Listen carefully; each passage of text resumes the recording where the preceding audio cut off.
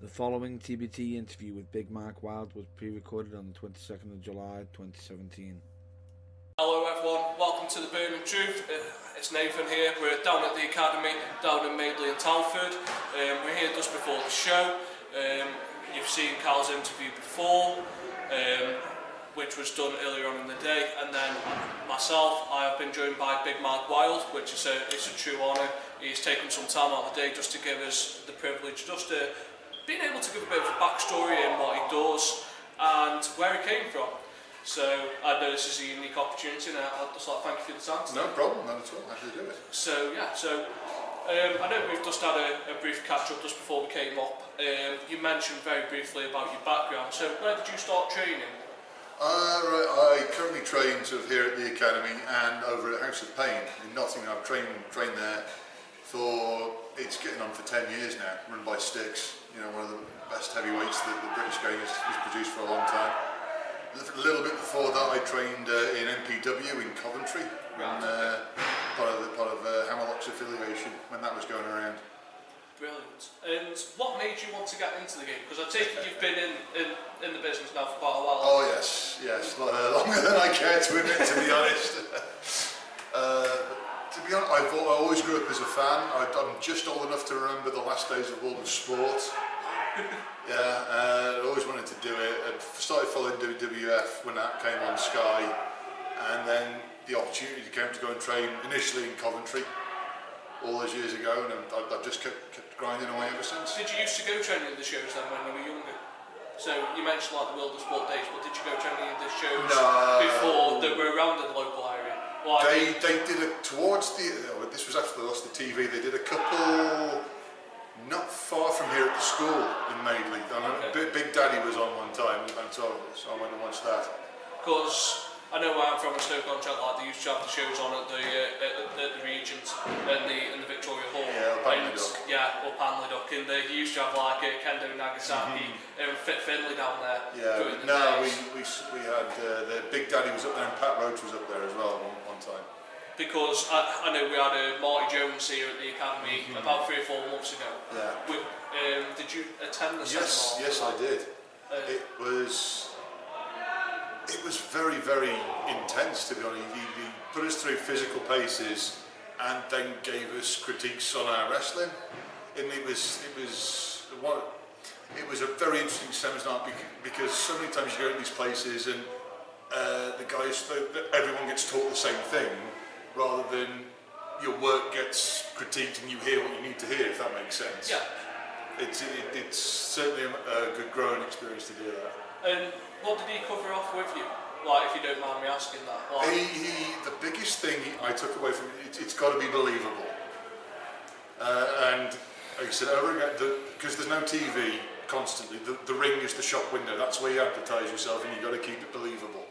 Those two things more than anything else. So, more of a point of keeping it simple and believable. Oh yes. Because his probably most famous student, if I can put it that way, is William Regal. Yes. And he kept things so simple. Like, I remember watching a couple of days ago where in between my shifts at work, just some of Regal's early work, and you just notice how he signals in on that body part.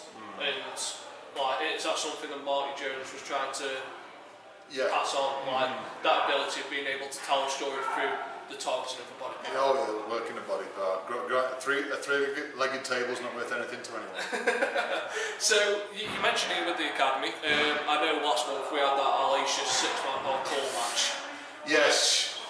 I'm still feeling my hip, and I practice DDP yoga every day. Which, it's probably one of the best main events I've seen on the British scene this year. Thank you. What was it like to be a part of that match? Chaotic and exhausting. There was just so much going on. Most people talk about the big balcony dive, which I was getting landed on. From Luke Basham. Luke Basham, got to finally put someone through a table for the first time, which was an interesting experience. Landing, thinking, oh, that wasn't so bad, and then the top of it comes crashing down on my head. What was that like for a personal standpoint for you?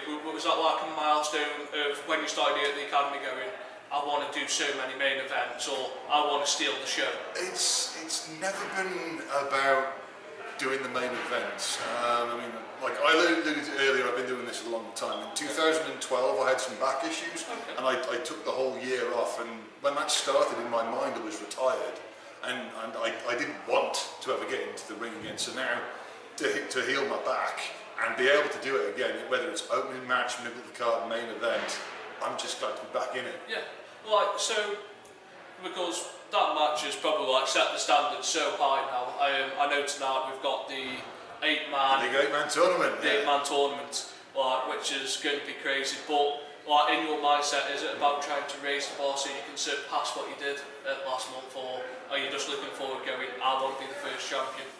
It's always more being it's always nice to say you were the first one.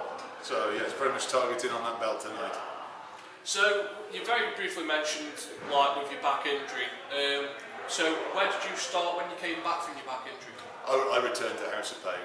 To House of Pain? Yeah, that's where I started back in the start of 2013. Okay, and where do you wrestle now apart from obviously here at the Academy?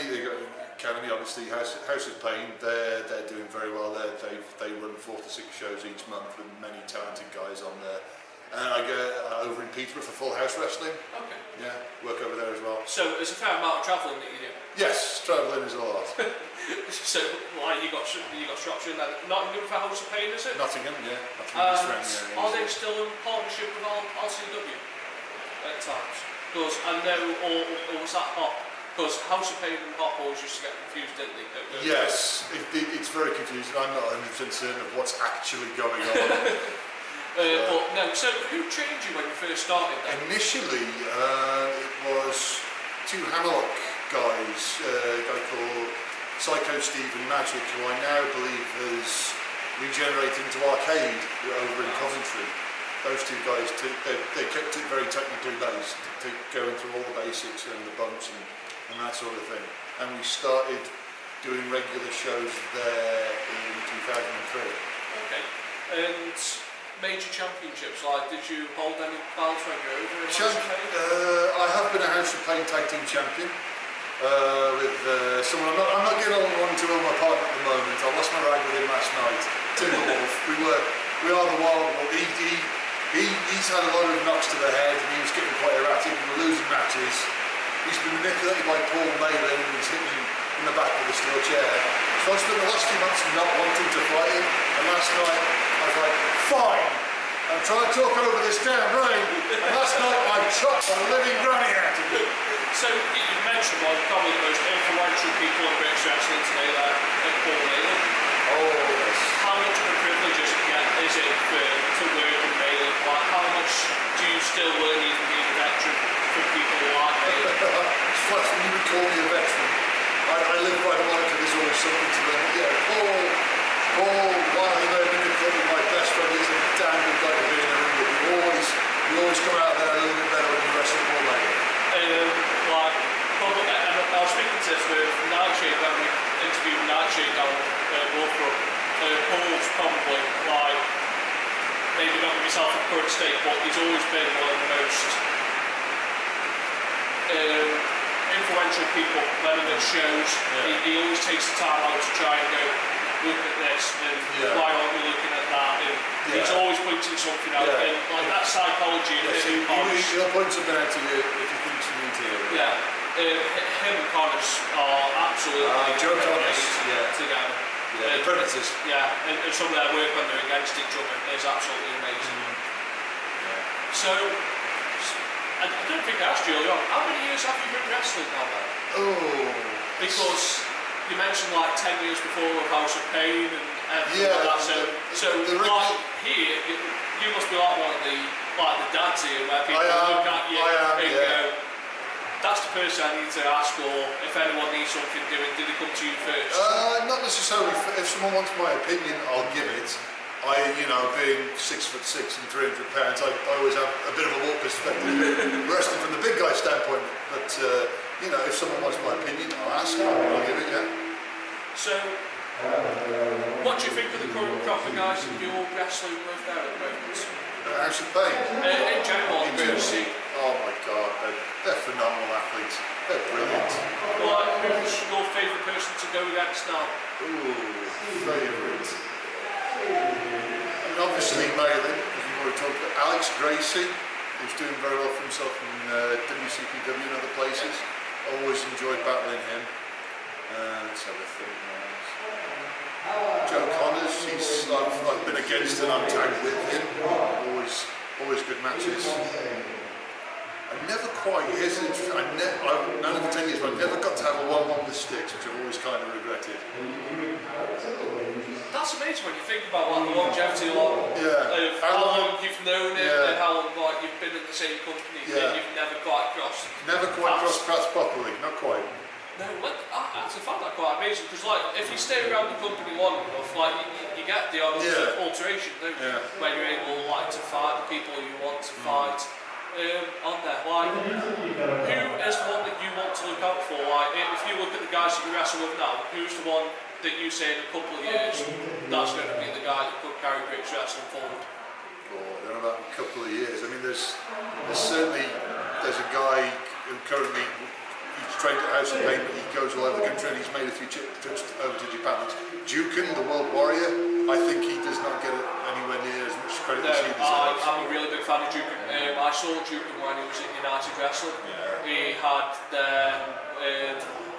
they called it the X Division belt at the time, and then he's down at PWFU as well in Stoke. In Stoke. He could have made the mid-card title like an intercontinental belt if they wanted to. Like his ability to wrestle in the different promotions all over the world is brilliant. Like if you want to make the world title, he is the guy that you can go, I want that bloke. We've got an announcement going on in the background. Someone's locked their car keys in their own car in the rain. He's a bright spark, isn't he? Oxygen thieves at times. But no, going back to Jukin. So you mentioned Jukin with his ability of travelling around the world, like because I think he does WXW as well as like the Japanese stuff as well. Several trips to Asia. Just an absolute well-rounded character. Is there anyone else who, like, if you were looking forward at it, who would you say that's the person I want to go for next? Tough one. I mean, there's two guys. They're very, very polar opposites in House of Pain. Obviously, you've got Johnny Concrete and his beer watch. He sounds like my type of guy. Fantastic. Imagine a guy with a bright red and yellow leotard coming down the ring with a pint of beer as the Baywatch music plays in the background. Fantastic showman. Love that guy. And then who's the other one? There's particularly coming back to the academy where we are today, Eddie Cobain.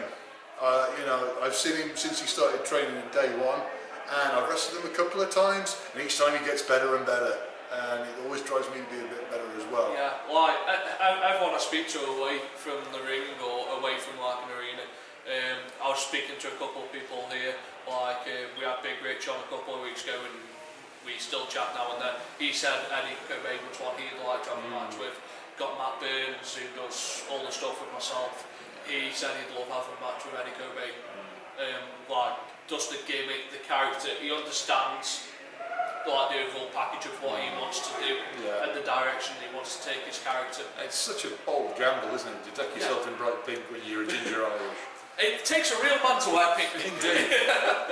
So I suppose probably the last thing before I let you get back to your day, where over the next 12 months do you see yourself going? Are you looking forward to like challenging for more belts, or is it just you take each month as it comes now? I take it very much as it comes. Like I said, 2012 I was done, and it's just nice to be back in the ring. Whatever happens is going to happen, and I'm going to enjoy it as it comes.